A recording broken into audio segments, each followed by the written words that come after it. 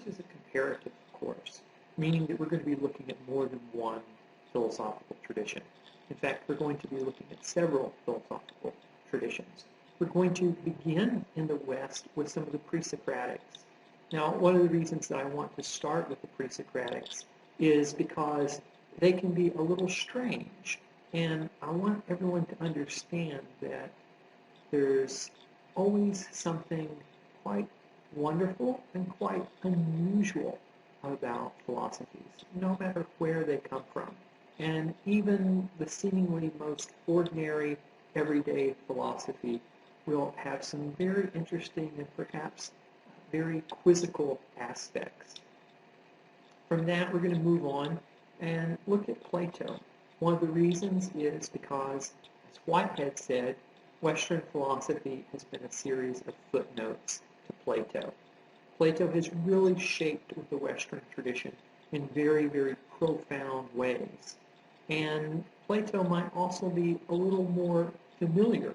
In part, this is because of Plato's influence on later Christian philosophy. So we begin with Plato in part because this may be something that we're more familiar with depending on our particular background.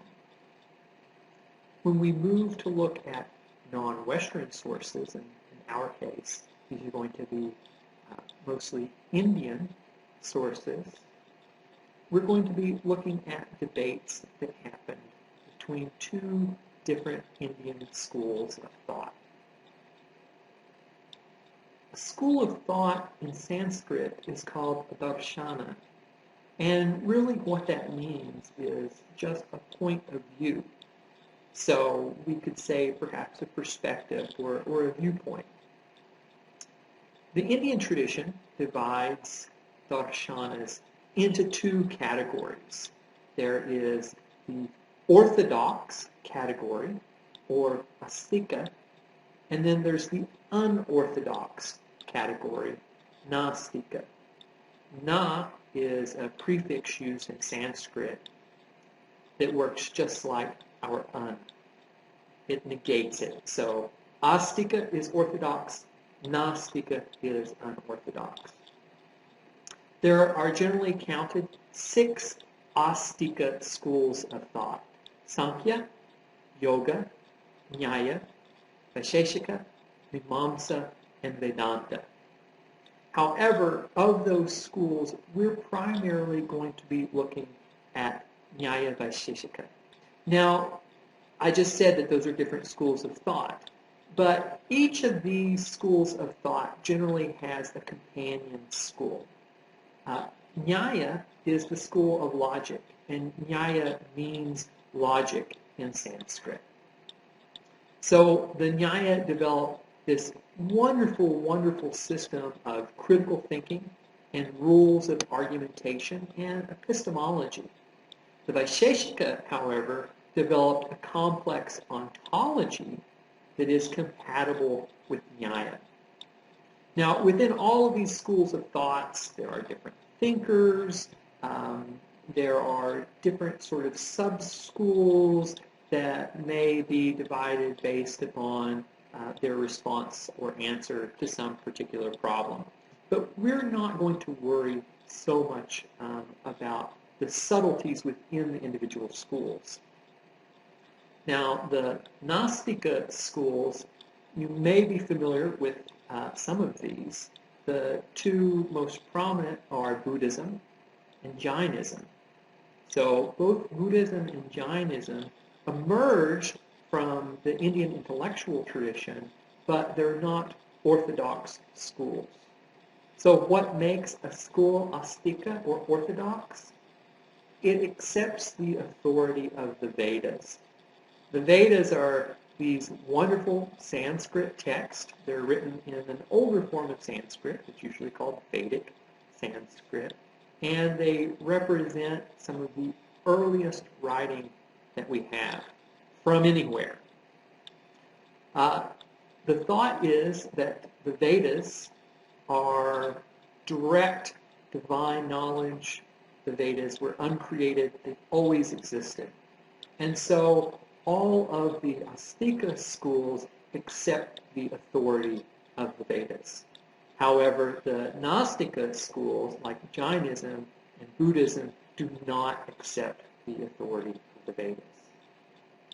Now, we are going to be looking only at Buddhism. We can explore Jainism perhaps a bit, but our focus is really going to be on Buddhism. Now, Buddhism underwent its own intellectual developments and bifurcations. And so generally, when we talk about Buddhism, we divide it into two schools of thought, Mahayana Buddhism and Theravada Buddhism. Now, one way that we can make this sort of division in a little more principled manner is that the canon, or the accepted religious text of Theravada Buddhist, is in Pali language. So Pali language is a linguistic descendant of Sanskrit. Very close to Sanskrit, but actually a little simpler. Sanskrit can be very, very complex. Pali can as well, but Pali is a simpler language and may have been a language that was spoken by the Buddha. We're going to be drawing a lot, though, from that Theravada tradition, particularly the more philosophical bend of the tradition, which is known as Abhidhamma, or the higher teaching. So throughout the course, I'll be using some Sanskrit terms, and I'll also be using some Pali terms. A lot of times I'll give you those terms in both versions. So, for example, the doctrine of a school, particularly Buddhism, is often called the Dharma. Dharma. In Pali, however, that is Dhamma. Dhamma. So these will be subtle differences, but I don't think that they'll interfere with your understanding. Now, it's very important, though, when we think about doing comparative philosophy, that we really do it in the spirit that Bertrand Russell suggests. We have to think about how this could be true. And we have to try to think of the best defense or the best justification for these reasons. These schools of thought have been around at least since the time of Plato. And they've been refined and rethought, and there's really a conversation. And that's one of the reasons why we'll be looking at the Nyaya school alongside of the Buddhist schools of thought, because they disagree on a lot of things. And so it's through those disagreements and through the different schools of thought trying to overcome the objections of their opponents that the philosophical tradition has really developed. And so reading it as a dialogue is very important. But again, we have to be open. This may not be a tradition that you are familiar with. And so part of the aim of the course is to provide you with a fairly sophisticated introduction to the different forms of thought. Now, unfortunately, we're not going to be able to touch on the other schools, the other Astika schools, like Sankhya or Yoga or Vedanta, although they're very, very interesting. And also, like I said, we probably won't be able to explore any Jainism. But I do expect you to remember the names of those particular schools, and perhaps we can sketch their basic positions a little bit later in the semester.